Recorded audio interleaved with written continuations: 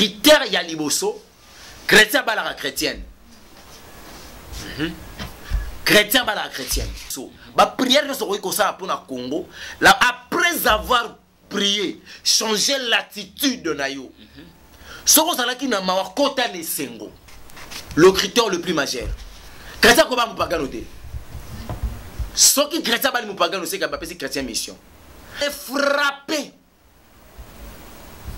chez Éternel Dieu à travers les offrandes, à travers le sacrifice. C'est une façon que nous bêta ko passe sur la motema ya Nzambe. OK ko ningisa kita Nzambe. Et aza na mandat que je t'envoie dans cette famille à travers leurs filles. Je t'envoie dans cette famille à travers leurs garçons. Ce que ça recommandation, gloire à Dieu. Mais ce que ça recommandation te bakutana na moyeni. Et c'est quand on commence à faire la moussa na ye, azaki na entreprise na ya oteka nzoto. Inconvénient izani ceux qui chrétiens bali païens. Et là liboso bozana na conviction spirituelle mon côté. Bonjour, bonsoir, ça dépend au bozo la landa biso na moment oyo et tout ça bongo na chaîne nebino bolinga kamingi évangéliste Elonga télévision. Merci pour la confiance au bosala kabiso. Merci aussi na ba soldat il y a Jésus-Christ de Nazareth. Merci pour la confiance au Bossala. Et puis, nous avons abonné sur Évangéliste Longa Télévision. Merci parce que vous avez confiance dans Kibon Zambé Kaka. Nazanga mon côté, tant que vous avez déjà boyébike, Nazanga mon côté, on pense Nanga, Nazanga invité ça toujours Évangéliste Longa. Et on va pas être robé dans ma solo à Kibon Zambé. Parce que auto découvre Kamara, monsieur auto ébakate, auto va na kata ignorance. Est-ce que auto découvrir ma kamobele. Là, na moni réalisateur émission aux gens aussi qui mbeni fongola biso déjà bande kubana nzambe ba mona parce que nazana lobaki nazanga mokoti nazana évangéliste Longa ensemble. Évangéliste Longa, bonsoir. Bonsoir papa nangai Jules Kimbeni. Boni santé, boni makamino so izo kende malamu. Sinon kola zo batela kimeza na ngolu na ye à part car le boko bon. Mais apparemment pelo wangozo zo silaté, c'est kangamika kanayo. On croyait auparavant que c'était Sikama mais tellement que Éternel d'après ça qui révélation, on a compris ce qui était passé. Et c'est souci comme matin. Et c'est un côté bon. Ce sont des attaques, on a compris ça. Et nous avons ça la grâce. Calamité des aussi là. Aussi là. Malgré la pénalité nango, malgré bon, ils ont attaqué. Vous avez déjà averti nango. C'est ça. Que vous serez combattu mais jamais abattu. Amen. Donc le combat viendra. Et le roi est et c'est parce que jamais abattu ça nanga mon abisso. Et puis tu vas télé kakimia pour te dire qu'il va combattre bisoté. Amen. Évangéliste Longa comme coutume. To fongola, tous appelés quand même inspiré par Saint-Esprit, mon prière car tout ça. Amen. Éternel Dieu, te péché merci, mon kelina nyonso yo bon bibiso pesi biso mokona lelo tika ete libota oyo nkolo ezali koyoka yo nkolo na lingi ete ngai na disparaître na émission oyo mais yo ndo apparaître. Pamba te bo moto na ngai nkolo Yesu ezali na incapacité ya kopesa bon moyo à travers la parole. Mais maloba na onde bon moy nkolo toyoka bato na mokili ya wevi na biso échangeté toyoka batata na biso nkolo lobi na ngo ba wanga na makambo baloba toyoka bakonzi ya mboka nkolo lobi ba wanga na ba discours toyoka ba conseiller lobi ba désorienter biso mais tant oyo loba ka stati ya vie ya moto échangeaka. Amen. Tika eti maloba na yo nkolo ezwa esika na kati ya libota oyo ezali kolanda biso cher Saint-Esprit azala au centre ya communication mingongo nyonso satanique et cette terre dans le nom de Jésus-Christ nous avons se prier. Amen. Amen. Amen. Parce que vous avez belé et ça place auto découvrir ma ramousse na kata spiritualité auto ebakate Évangéliste Longa no lingato simba lelo na pesa ta moi titre auto ko lobela lelo to ko simba sur le mariage mokie mais na sana question moko boyo fakina tuna na début si réseau iso mais question yango eza sur Matthieu 7:7 question ngo eza nini Évangéliste Longa na ba nzambe na ba pakano to prier quand il faut prier peu ou prier nzambe salela ngaboyi nzambe et la Bible écoute lobi Bible lo ba on a Matthieu 7:7 senga na kopesa yo o mona mutazo senga azozwa te mingi ebana nzambe pe bakomi kokoma moi affaibli bakomi kokoma moi bakomi kolongola espoir ya verset au juste verset yango ezalaka verset mo je sais pas quand on crier tout ça penza parole de Dieu. Toute écriture est inspirée de Dieu. Il y a les photo et bayango wana. Matthieu chapitre 7 verset 7 c'est la parole de l'Éternel. Quand Éternel Dieu dit senga ba kopesa yo luka okozwa beta bakofungolela yo na sepeli na tanga yango poto yeba kobimisa texte yango avec une bonne compréhension. Amen. Eza verset moko bapagano ba loba yango. C'est ça. Eza na négligence à Matthieu 7 7. Or derrière Matthieu chapitre 7 verset 7, il y a ce qu'on appelle une révélation. Totangi na kombo na Yesu Christ. Amen. Demandez et on vous donnera. Cherchez et vous trouverez. Frappez et on vous ouvrira. Amen. Amen. Bible bandi koloba senga bakope sayo. Soko sengi mutu muta o décevoir yo. C'est ça. Maudit soit l'homme qui se confie à l'homme. Quand tu demandes, si tu places ta confiance au côté de ta malédiction, au rezoité. Donc on dit koloba, maudit soit l'homme qui se confie à l'homme, béni soit l'homme qui se confie à l'Éternel. Ça signifie quoi? Quand tu demandes et pas il y a éternel Dieu, la première des choses, il faut placer ce qu'on appelle la confiance. La confiance veut dire la conviction, la confiance veut dire la foi. C'est ça. Papa, tozoa kananzela ya kondima. Chrétien foyer baki, quand je demande d'office la personne que je demande qu'on appelle éternel Dieu qui est mon père, mon créateur, yé a opesanga. Amen. Mais ce qu'on dit que vous yango a copé ça c'est le futur. Ozoate, ozoa prêt. Parce que a copé ça. Mais a ozoloba senga e copé ça melayo. Amen. Ba copé sauté mais e copé ça melayo. Donc ça signifie quand tu demandes, il faut venir avec la foi. Parce que tant que tu j'exhorte libota nzambe ko yebisa bango que tant que senga nzambe et loko salaka ke o monate et loko salaka ke o soit 2 fois en retard, c'est parce que yo o senga kame confiance ou la foi et yaka après. Il faut comme on a niveau tant que sengi et yo créer face à témoignage. Mi côté na kata témoignage. Témoignage o yozo mi côté ça signifie tu crois déjà que nzamba sa pesio. Non na monité mais na bandi ya kobinela nzambe. Non na simbité nga bandi ya kotatola nzambe, c'est ça. Oyebi ke nkoa na posa ya mwana. Nkoa no apesi yo mwana te. Mais tu as demandé et pas ya éternel Dieu apesa yo mwana topé bana. Après avoir prié, au déranger son nzambe nango te. Crois que tu as déjà donné, que Dieu t'a déjà donné. Amen. Crois d'office que aussi aux cette croyance, ça permettra maintenant aux oies. Parce que tant que yo zui nanzela ya kondima mbango kelo bi na tongo ko sala mbamo leyet on va la comprendre te obima ko songi boye yo na biberon oyi na mama kakwa bana mais atuni mama oyo eza nini obise non hier j'avais demandé et pas éternel Dieu bana et Dieu me l'a donné au sali test échographie c'est dans na posa échographie pour na confirmer que dans na mwana. Nous avons confirmé prière dans la qui lobby que éternel Dieu avec la foi conformément à la parole que tout ce que vous demandez en priant croyez-le vous l'avez les récits et vous le verrez s'accomplir. Amen. Le quoi na senga ngona nzela ya libondeli nkolo zo senga ngai na ndima pe na omona ngo kisama. Le quoi na ndimi c'est que loko etika les ali na simba. Yango le quoi na ko simba parce que je la foi yango na bandi ko ça déjà leyet. Amen. Voilà le lenge oyo chrétien ko kikoswa. Mais chrétien comme a une difficulté à cause de temps nini tango yazo senga sans que azala sûr. Or Hébreux chapitre 11 verset 6 c'est ça koloba. Celui qui s'approche de Dieu, il doit croire que Dieu il est le rémunérateur de celui qui le cherche. Amen. Il est impossible de lui être agréable. Ce qu'on lui dit nzambe agréé yo, la première des choses il faut croire que nzambe a bon moi. Amen. Et puis ça le rémunérateur donc azamo futima lamu un bon payeur ya bato oba lukakaye. Quand tu viens chercher l'Éternel dans le lenge nyos ko lukira nzambe si tu es sincère avec la sanctification oyo lukanzambe maman Bible lobi azali un bon payeur. Hébreux chapitre 11 verset 6. Il est impossible de lui être agréable.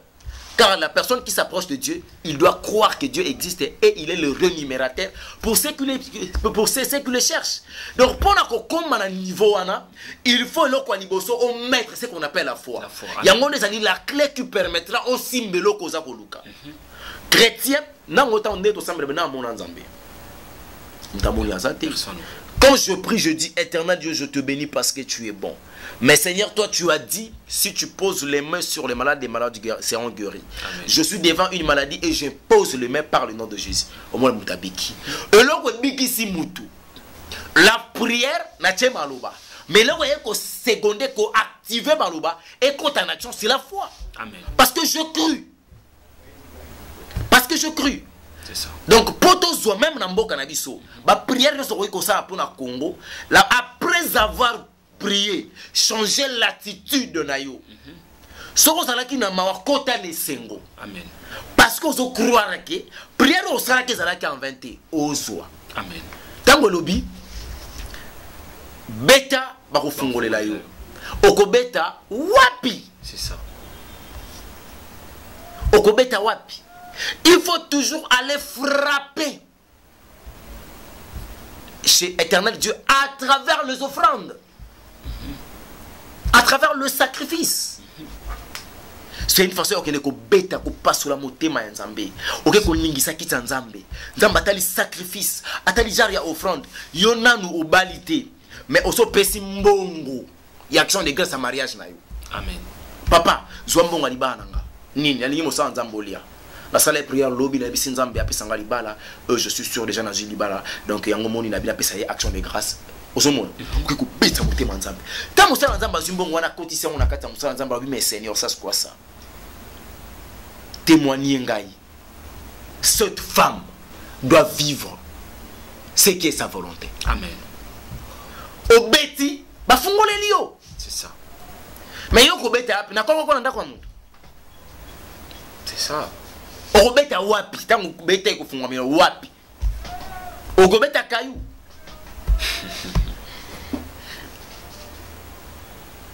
Luka okozwa. Papa pona ko Luka po ozwa. Les gens ne comprennent pas ces versets. Révélation il y a verset où ezali. Papa po ozwa, il faut tanga Deutéronome chapitre 28. Premier verset. Deutéronome 28 premier verset. Si tu obéis à la voix de l'Éternel ton Dieu, tu observes et tu mets en pratique ses commandements et ses préceptes jetés presque aujourd'hui, voici les bénédictions. Donc pour na ozwa Koluka ya malonga fosala. Il faut qu'on ait une vie à sanctification, vie à kotambola angele, vie à kobanga nzambi. Ya ko mettre en pratique sa parole. Yanande ozo luka nzamba pambola yo. Sozo na posa ozwa et loko za nango besoin la sanctification. Luka okozwa par la sanctification de epesamela yo. Beta ba ko fungola yo, il faut ba ko sala ba sacrifice, ko offrir avant au simba. Amen. Demandez, on demande par la prière. Matthieu chapitre 7 verset 7. Merci beaucoup Évangéliste Selonga et merci parce que au fond le libiso, j'espère tous ensemble. Na senga 14 ala na bik na kaye parce que Évangéliste Selonga a pandi la kabiso to koma ka ba verset oyo ko sunga biso to vandi yo moko na ndako ozotanga kozala toujours na présence ya Nzambi. Évangéliste Selonga ko to koti dans les mariages.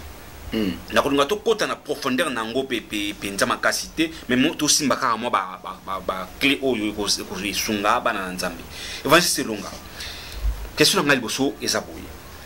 Critère nini moto ko sentir que aju mobali to mwasi ya vinayi. La première des choses pour na koluka mwasi ya libala topé mobali ya libala, il faut que senga moto apesa ka libala, moko libala Nzambe. Éternel Dieu. Amen. Nous avons fait bandaka na seko pas éternel. Faut baka éternel Dieu donc seko na seko et que mokeli. Amen. Faut qu'on pèse ça les mêmes na yoana parce que tout ça bikelam. Amen. Le maître du mariage, le mariage c'est une institution divine. Le créateur ya libala, le fondateur ya mariage, ezali éternel Dieu. Si maintenant tu veux vivre dans le mariage, il faut y a pas y a moto ya pesa ka yango moto akela yango. Oye bise na lingina kota na kata principe oyo. C'est ça. Je veux la personne de mon choix. Mais je veux que par rapport à mon choix, ta volonté est primée plus que mon choix. Et il y a des critères. Ce que nous avons des critères, c'est ça. Parce que l'homme a toujours tendance à frapper la mise. so za na frère mso alinga kasera za na mwa tolo munene orchestre wa tolo munene wana tolo na ele zali moyen ya séduction na ye poso libali mususu avant yo ya okutana ye c'est ça et ndinga za wana basi ba possédé par ba démon akoma dépôt milieu mabe yo tango moni tolo bi onko la pesenga pona no sanzambe o tolo munene obala kasera te obali okotna katanda ko bitumbe bandi. La première des choses que tout dans Zambie, c'est ça. Deuxième des choses, critère ya liboso, chrétien balara chrétienne. Chrétien balara chrétienne. Le critère le plus majeur. Chrétien comment vous pagano te. Ce qui chrétien bali vous pagano c'est qu'il c'est chrétien mission. Et Aza un mandat que je t'envoie dans cette famille à travers leur fille. Je t'envoie dans cette famille à travers leurs garçons. Aye binzambete mais okutana yonde obunda bitumbana yo muto ote ya yonde kosala ke aya epananga parce que ça onga na pona à travers ye sa famille sera sauvée. C'est comme ça. Mais critère majeur mupaga na bala chrétien te chrétien bala mupaga note.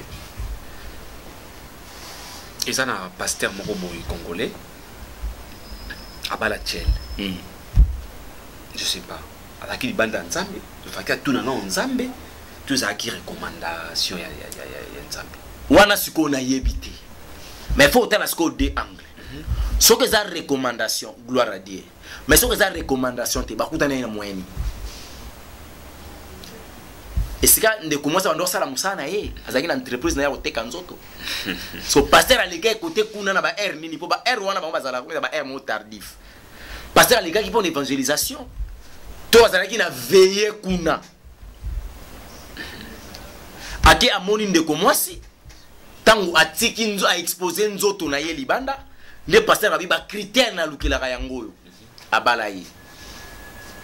On ne sait pas. Aujourd'hui, c'est une femme du ministère. Azako soutenir le ministère à Mobali naye. C'est ça. Ou Azan a une capacité à comment occasion de chute il y a ministère à Mobali naye. C'est ça. Ce qui a fallu soutenir le ministère, c'est que Éternel Dieu avait choisi cette dame. Lobby Azala parmi moi qu'on a cassé l'angatata, mais il fallait qu'il me sente en balai. Mais ce qui a eu comme occasion de chute pour le ministère. Non, il y a des pasteur. Il y a des gens pasteur qui n'ont pas il y a des gens moi ça tchèque. Moi ça ndumba. Donc c'est quelque chose par rapport au autre lobby. Chrétien Kobala Mupagano. Donc ce qui pasteur Kobala Mupagano. À terre encore plus loin, une prostitueuse, ça signifie soit. Donc, on a pensé, il faut penser à tout y est, parce qu'il colombe taper ça qui est entre wana. Sinon, pasteur particulier aux anneaux chrétiens. C'est pasteur pas paga. Parce que le Congo a moi qui les ali, moko ya basali nzambe, ozomona somme. C'est ça. Un serviteur de Dieu. Éternel Dieu, c'est qu'on a c'est comme Okeli. Yosko zali ekela mume travailleur ya c'est qu'on a c'est comme Okeli. Okobala ndumba. Pas avoir une mission à se transformer ni sa famille. Mais sa beauté avec sa couleur ne permettra qu'il n'y ait pas de critères extérieurs. Au monsieur mon qui ne permettra qu'il avancer. Ou bien on s'allie avance tout bas là yotia nanda kolibal. Mais non, bali milimo nyonso oya sala ba rapport sexuel na yango tout moment na bande kona pona te kanzo to pas mbongo milimo na yo yambango c'est que pasteur ma casta délivrance. Donc voilà. Et enfin c'est donc tolandio bien na bande ko to landa botana nzambe. Et ça permettait mon Christ abala mon pagan donc chrétien abala païen. Mais libana est bon exact. Ba inconvénient izani ce qui chrétien bali païen. Et lo kaliboso bozana la conviction spirituelle mon côté. Bitumbana yo lokola mo Christ parce que le jour où yo bongola motema yeba ki okota ki na poursuite satanique ça te la remet ko luka parce que ça la poursuite on a kata prison na ye on la sali ko bima ça te la remet ko landa yo kaka yo foko ya kana masumu tango ke ko bana mupagano yenda ko mi porte bitumbana so yo bunda entrer nango mwasi na yo c'est ça. Donc li si faire un enfant da pana ye et si yo badi ba komba. Donc, il faut risquer, la femme a commis qu'on distraire, yo to moi mobile a commis qu'on distraire yo. Yo sambela ka makasi, osama ma diagonesse. Osambela ko zama makasi l'intercession. Mobile no soulard, bo se retrouver kuna bo komi bon ndeni. Poni tango bade ko balo tuna nzambe te. Otala e poche. Na za engambe. Il parle un bon français. A travailler place à bien. Akabelanga. mais yaza soulard t'as changé. Ah, changer kasi. Et comme yo so kanga kinda ko sisi prière à 0h, mon bala zo na 1h, aoyemba o kapna voler na kwenenga oyemba. Na sina vota yo biere, kotika ngaite, simbanga na loboko. Vous mona? Azo na biere na sina vota yo kotika ngati. Imo bonone nzambe na kai, nzambe loko netinda kai, loko netinda kiyo. Donc est-ce que yo fallait kotinda ma epa ya molimo santo, to fallait kotinda ma na eloko. Voilà pourquoi bah inconvénient à bongo yaka. Okoya comme on a su ko bano bokobo tande ba kozala ba victime. Omsarasni. Parce que le mariage a une mission. Éternel Dieu avait donné à Adam et Ève une mission de remplir la terre. Raison du mariage nango yango wana. C'est la même mission parce que Noé na moi sinaï na bana ya Noé na basi na bango. Mais c'est pas la même mission parce que Abraham na Sarah. Abraham na Sarah bazaki na mission ya kobimisa génération et kobimisa une tribu ou kobimisa la tribu wana des généalogie ya misa ko yobimelela. Chaque mariage a une mission. Quelle est votre mission et mariage? Mission nous a bino. Les incompréhensions, la haine, la division, bitumba, koinana, l'impudicité, l'impureté dans le mariage. Mais le victime, parce que le mariage, c'est quelque chose qui est sacré. Et là, il y a un Nzambe à bénir et comme il sacré. Dans le sacramento, motonio so oya koluka koema impureté dans le mariage. Éternel Dieu, il est capable de koboma kutu mutu wana pour protéger libala pour aoza mutu. Et moi si to mobile atikala ki wana. On même impureté té. Araba opese mutu mususu a continuer vie pour l'honneur na ye. Pour le mariage ko kozala saluteux à cause d'une seule personne. Le loba te belé ba bisi vie na bango à cause du mariage.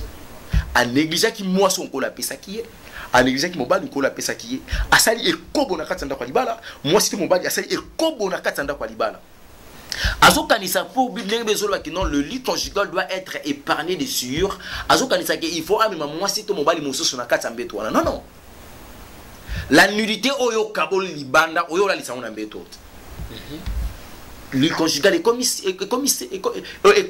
mbalamona mbindo. Et comme il salue le bébé. Et tu as apporté l'impureté. Voilà, il va dire qu'on a qu'à tomber. On a tout payé ça. Tant que ça l'ensemble, ça l'ensemble, on va divorcer. Divorce, na relation na bango a bali déjà pas divorcé. C'est une raison. Il y a ni ba na tort. Non, raison pas par rapport au yellow lobby que à quoi bala pe moi si mon boye et celle qui va divorcer parce que non. Et yo kutunkola bengo déjà na kati elanga avoza la marier. Donc tinongo ke na kati elanga yo nyoso ya yo fon kolonda yebiso sala. Na tambo ko sala. Mutu no tindelo sala boy. Papa. Ah. Abraham kuna posa Isaka bala. Abengi serviteur na yabi mwana ngafa bala me bala awate. Kende. Serviteur va kenda fukami. Il a prié à Luki Bilembo. Nana posa kutana mwasi ona kopesa mwana ya patron nanga. Nkolo na ligne bilembo liboso nde no kende mwasi ona kutana ye. Critère liboso. Azala une femme azana bolingo ya bato. Tanga koma kutana na Sarah et akutana na Rebecca. Comme la mai. Rebecca melisa na bampunda nyonso oyaka na. Ba chamoni so fana chamoni la combien de litres. Chamon mais la fille mais moi na moso melisi ba chamon nyoso o ti batondi c'est moi si oyo na bandaki koluka ele bango ya ye.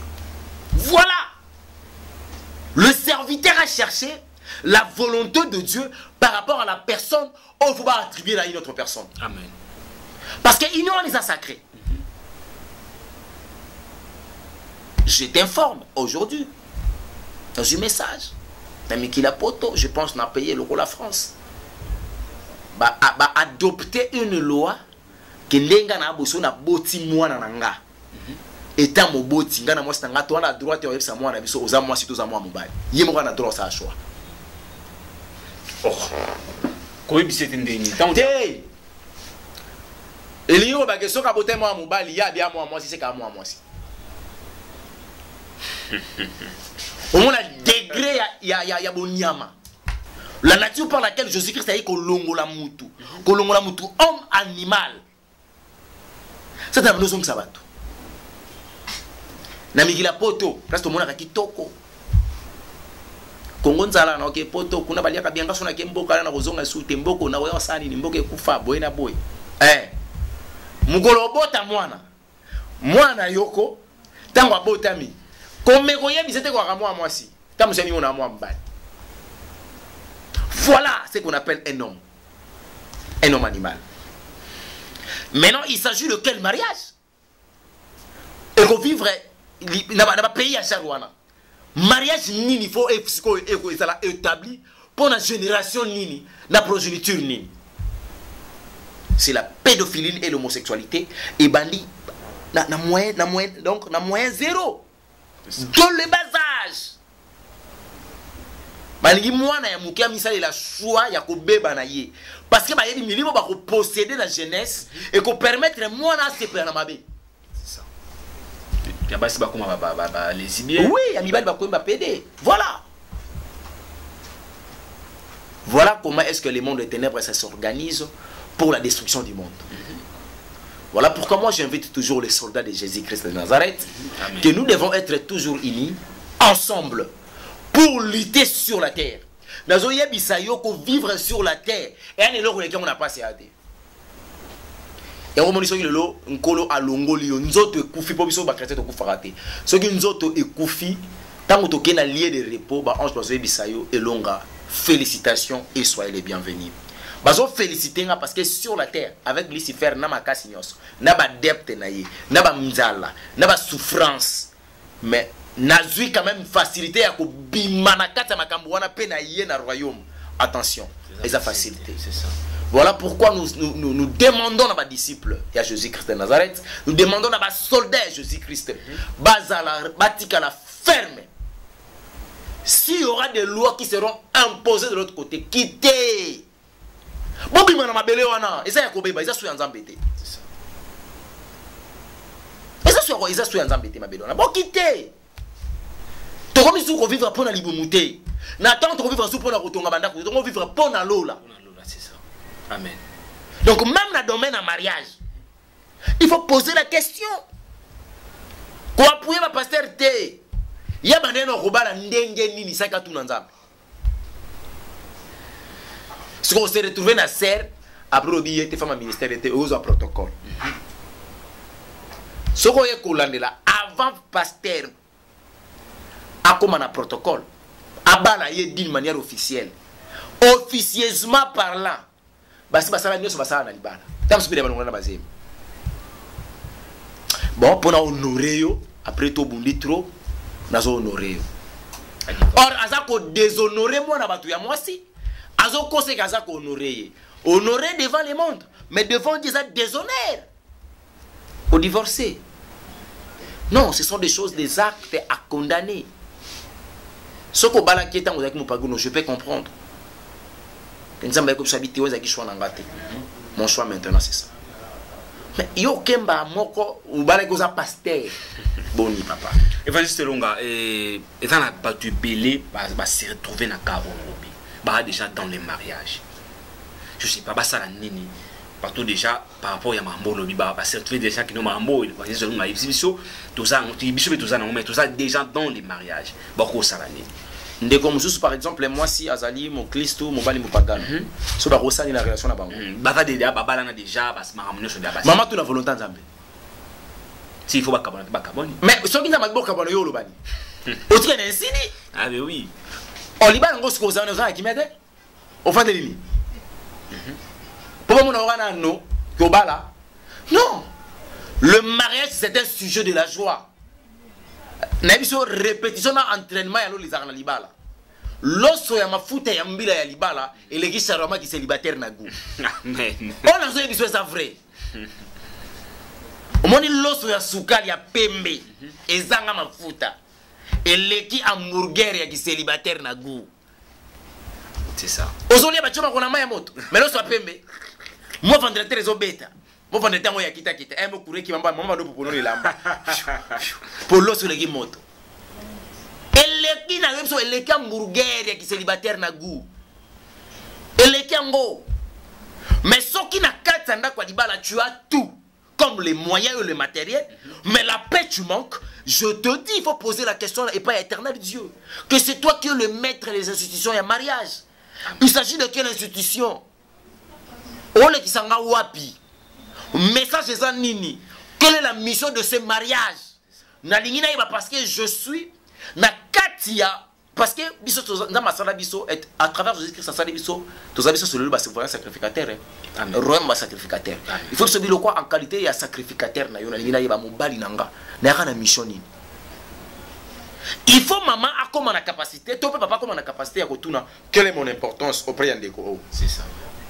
Importance dans mobile permet à moi ça les arani. Tout na non question. C'est quoi? Nangana ilo mo mukena tuna. Nakata mariage, papa question na tuni. Papa a déjà ou ada païen, ou par exemple ça mon Christ ou basangana déjà. Pour y comprendre que moi si oh na zana tomba on a atamba la vie nanga et ko na sisi na tuna ki question moi déjà on a déjà. Na tuna ki ngo. Il faut nga c'est ça mon bienté. Il faut muto comprendre nini tembe na moi sina yika ya zana tembe na. Na ngina yebiso même dans les difficultés vous trouvez qu'à la paix. OK. Là quand ça faut à s'intéresser devant moi. Voilà ce qu'on appelle la paix. Ah OK. Amen. En dehors il y a kimia na libala. Et l'homme souhaite. Amen. Libala ils ont sujet à tourmenter. Tout comment qu'on se tourmenter ndé. Et puis yo kan ndenge to komisango. Teza normal ya libala ya facilité. Yo ba mabongo trop. Ya normal ya le lobby le mabetika. Tato baka est-ce que lui otondi? Bakulutu baloba soko lio tondi te komeka musapi na muzindo te yo sabaje babi redi aloba bandi ko tali so batu baloba mobala kasa le ko baboti libanda moi ça babi c'est te azana trop jeune ya mibali ba ka bongo supporter kaka supporter libali za facilité bongo boka mwana azaka makila ya bande ko na e bazana ndako moyo liko bimana libala pona utikela mwa swana na kisasa lelo na mokila lelo. Or, sur la terre, la mission par laquelle Éternel y a Pesaki, ce qui a dit les anakati, une commission de la mission. Amen. Mais ce que ça te ole qui s'attend pour rien, ou est-ce qu'il y a des faits? C'est que je demanderai à Bande Konanga, Oyo, Azanaka Salibala, moi, quoi ça, mon pagano, moi, quoi ça, mon Christo, yo, moutosa, mon Christo, tout nanzambe, quelle est ton importance? Est-ce qu'un colombe t'a payé ça? To yo moko zoakaye parce que tu as intérêt à mon moto. Et puis tout le monde dit sa volonté c'est quoi? C'est ça. Ce qui connaît sa volonté c'est que vous avez une mission. Prêchez la bonne nouvelle. Jérusalem no yewana. Qui m'a diagoneste na yo, qui intercesseur na yo, qui frère na yo, qui nyoso ya yo. Koyo la kisango bisote, banda yango epa ya muto apembe na yo. Ton homme ou ta femme. Et puis tes enfants. Pour un rendez-vous ya souka, récompenser ça. L'encore là, voilà. Ah, Namoni Elonga. Ah, à travers sa femme Naomi, hein, maman Naomi a fait que Elonga Lelo a comme vraiment epa inangai. Maman Naomi, en tout cas, tu mérites ça. Aussi peu moi couronne. Amen. Tu serais couronné. C'est ça. Mais une seule condition, si tu remplis les conditions. Mais yo, libala, les locaux, yo. Oya yango parce que barola pas ango non ya zolo ko mona libala ya kafu ya mopake mobali nanga sala na perenko place pétrole la mwanda et libala concurrence ya concurrence ya age ke etika kana bala na swate mobali nanga pesa moi 600 dollars bozwa kana doti bongo sana ngani na sina koli mwana telo ko tina bala kaka yozo bala kaka po koli oyibite ke libala ezaka. Il y a une mission dans les mariages. Amen. Auquel il y a sans provision et nzambe. Au vivre dernier kuna. Et comme kuna beaucoup de sans nzambe, prière sur prière. Sécheresse, bokauki, bonabo. Pasteur P sa révélation. Maman Rabina mo ba komeza ko ta famille Rabino. Alitinda moto. Moto. Bon, na moto na pas sorti ndate. Mais et moto on peut le ebimate. Vione boga moto ngozo bimate et puis ekendete. Problème est sécheresse ezaki bozu nzete o ezaya ko kauka. Okangisa on ezata ko kauka. Bozo linga ebimisa semence ko bota ndenge nini. C'est ça. Et puis mabele boye na ngwa les mabele ya argile biso to bien mabele bikeko.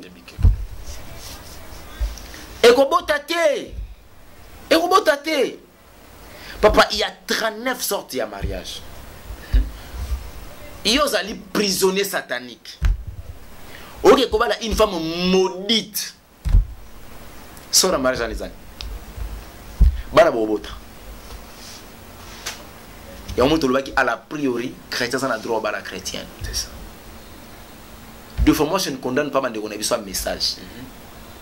Et ben, je ne condamne pas. Ça a la même conviction spirituelle. C'est ça. Je pense que tant qu'on n'a pas qu'on va brocher, on va ensemble. Ce serait une bonne chose. Si on a les chrétiens, au fond, la Bible est c'est un peu de me lire le livre d'Esaïe, chapitre beau. Attends, tu dis, qu'est-ce que tu comprends? Non, j'ai rien compris. Ah, bandela non, bandeli. T'as pas compris rien? Ok, voilà. T'as la révélation. Ok. Donc partage. Ça fait du bien. Mais élever les enfants selon le Seigneur. Amen. C'est ce que dit l'Éternel. Yozobo ko la bana selon nani? Selon Novelas, selon Piwi, Natiji, AB1, toi selon Android. C'est ça. Tu seras jugé pour ça. Tu seras jugé pour ça. Merci beaucoup. Ça n'est fini pour aujourd'hui. C'est le mois de Souka. En tout cas, merci d'être là pour comprendre ma belle. Des fois, c'est la katang ou na tout. Oui, non, validé, frère. Oui, non, c'est. Tout l'ensemble. Oui. Et Vanessa c'est longa, tu comme n'as Souka. Nga isala nga bien parce que ba question na tunaka nga pe na serutu pana kasa. Nzamba lola pambola yo. Nga pe muntu na zoloba. Na mi pour makambo nga na oyebisa bato basala. So ngamo na osala ngote. Tina na ngezani. C'est ça. C'est ça. Eza ilo mo bien. To comme na Souka Vanessa longa mikolo yo na moni na chaîne ba prière ezo sala en direct. Est-ce que bateau baza branché était sur Yango? Ce qui mon message est aux Alapo, comme appelé branché. Message Ezali à partir de 22h heure de Kinshasa, dans la prière. Na au Kotika kana évangéliste et long à télévision, on écoute ça en direct chaque jour. Dans bon de là, et ça ma prière intense.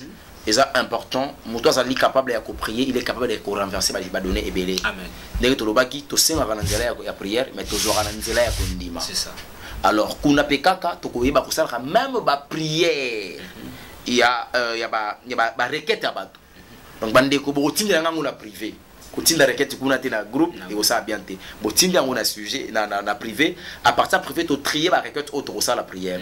Toko décréter état de jeûne. C'est ça. Je to ko la requête wana. Donc nga za intercesseur en déconner, ko za intercesseur nga. Là je sujet nga na pesi ba de ko sambela pona ngai, pona ministère nga na zo bundisama. Mukolo wana biso to zambola kokila so to komi 22h prière yini to sambela juste cap na ministère ya évangéliste longa kola chai maboko bitumbetelemi c'est ça ndeko pe kunezo simba te tango to bandi ko bondela pona bandeko otiki ya yo likambo muzo sambela pona likambo susu yebake muto zo sambela nzamba pesa solution na oya yo et puis ndeko wana ozo solution amen mais so lingi ko sambela pona to te ka yo te voilà pourquoi tout ça qui groupe d'intercession les soldats de Jésus-Christ. Et ça dit qu'on permettre les biso que soldats qui font un drapeau. Amen. Soldats qui accueillent bitumba. Ceux qui bakangi akimate. Soldats qui n'a pas se sauver, qui n'a pas sauver. Amen. C'est ça la mission par laquelle Jésus-Christ nous a donné. Étant des soldats sur la terre. Il y a un gars qui s'est sauvé, mais il y a un gars qui sauvé ma âme à Jésus. Amen. Quand je cherche à sauver les âmes, c'est par là que je serai sauvé. Amen. Pour Christ, ça sauve. Parce que nous sommes en ignorance. Nous sommes en train militaire. Nous sommes en train satanique. Nous sommes à travers la prière. Il y a une prière intense, Ezali, chaque 22h et puis chaque 5h.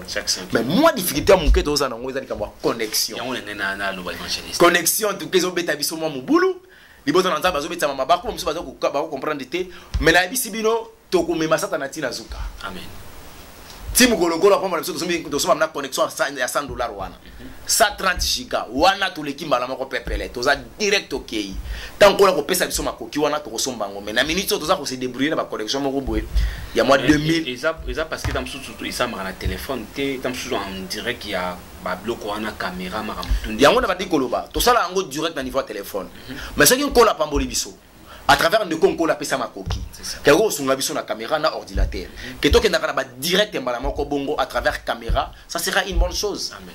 Baton ko la pambola on ko la pesa misolo ezambonga moyibité mbongo pena ke ngolo mutapesi azana droit ko songi c'est la nzambe à travers biso pona musala nzambe ekende liboso soki to sambeli pona bande ko babiki à travers caméra yo somba ki ordinateur to pe mega o tindela ki biso il faut tindela ki biso pesa biso mbongo to somba ki wifi na retour ba amo babiki wana ebi on kola ozongi sera yo et vous allez encore trop. Donc voilà pourquoi tous lancé appel à bande ko noso ba ko ya en aide pona ko songa biso et vous allez bien mais déjà 22h kana muke wana kana téléphone to za wana le soleil Jésus Christ tokutana na wana biso to ba soldat to na choité to katisa na désert au lobby to komona kana nzamba lola apambola biso nyonso bande ko noso bolandi biso na évangéliste Elonga télévision on est là. Je vous demande de prier beaucoup pour moi. De plus en plus, nous avons fungwama, nous avons compris que bitumbezo comme makasi. Et il y a même d'autres autres yebaki qui basaraki basana nzambe ba komiko tika nzambe.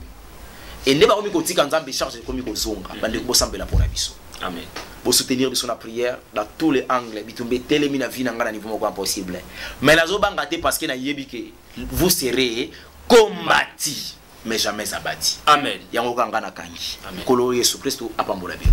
Amen, ça n'est fini pour aujourd'hui. Merci parce que vous avez été Rolanda Bissona, évangéliste Elonga Info, tous ensemble. Nabino et Napouna Namoni, bas soldat et à Jésus-Christ de Nazareth. Vous avez nous so, n'a pas nous bambo tebele, tout le temps à 22h comme d'habitude. Et Namoni réalisateur et émission Jean Chancy Kimbe n'a pas bambo tebele, n'a pas nous Rolanda Bisso en tout cas, tout le temps à 22h. Merci beaucoup.